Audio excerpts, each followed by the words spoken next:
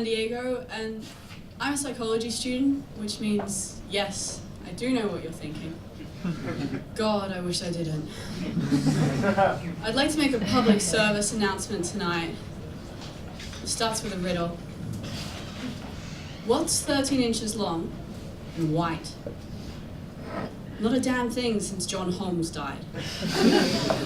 John C. Holmes, the porn king.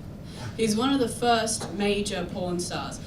Ron Jeremy was the first, and he could perform on camera. But John Holmes was the first who could perform with such a huge dick. Holmes' cock was 13.5 inches. That's bigger than a Barbie doll. The joke went at the time that if Holmes ever got fully hard, he would pass out. One of his co-stars said that it was like a big soft kind of loofah. At the height of his fame, Holmes had his moneymaker insured by Lloyd's for $14 million. It's more than $1 million an inch. His dick was so big, it had investors. He first found success playing Johnny Wad, a private dick. He got great lines like, "I might be a rough detective, but I'm a very gentle lover."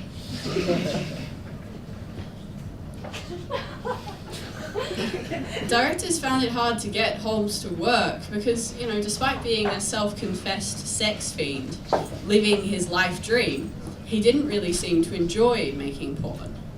Directors had to leave a line of cocaine from the bathroom to the set.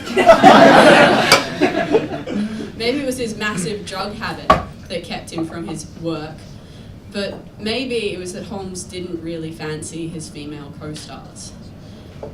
Before he got into porn, Holmes was in the Navy, and he discovered there what he called a whole new world of sex. And one of his very last films, which he produced himself, had an all-male cast and was called The Private Pleasures of John C. Holmes. He wanted to make porn until he died, and he did. In 1988, he died of AIDS. And so did everyone else in his gay film. He made 2,000 porn films, fucked 14,000 women, and was a one-man AIDS epidemic. I'm sorry that bit isn't very funny. I've tried really hard, but there are no good jokes about AIDS. When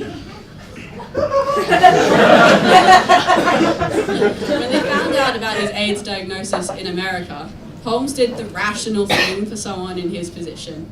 He went to Europe, where they didn't know yet. His AIDS diagnosis wasn't the only thing he lied about, though.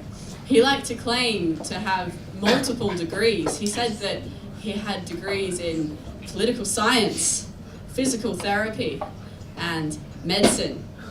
But the truth was that the closest John Holmes ever got to a university was breaking into cars in the UCLA parking lot. I'm sure the question on, everyone's lips. I've been calling him John C. Holmes, and what does the C stand for? And I've been trying to remember, sometimes under pressure I forget, but I know I can work it out. I know the first two letters were C and U, and the fourth letter is T. I've got it. I remember now. John Curtis Holmes. Cara, Sandiego, thanks very much.